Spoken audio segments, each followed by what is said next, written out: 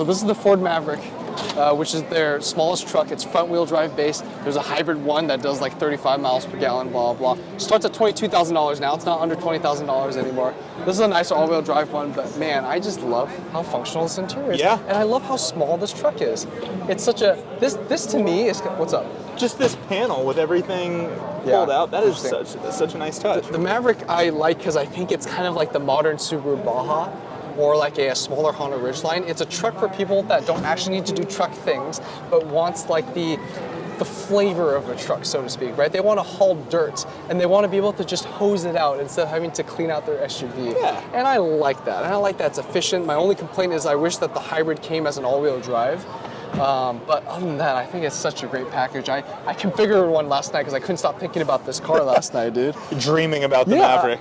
Basically, I would get the cheapest Maverick I could get with all-wheel drive, and then with like one option package, basically, with the steel wheels, $27,000. Yeah. Yeah, for a little all-wheel drive, and then I also equipped it with like the ski racks in the back as well, because I would totally take this skiing. This is the type of car. And it's just so small and cute. I love it.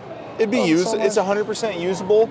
Yeah. I recommended my parents, my in-laws, purchase a Ridgeline a couple years ago because they needed it for occasional truck stuff. And if this had been around, it's the Maverick right all day. It's a truck for non-truck people. Yeah, and it's a truck for like non-truckers. Yeah.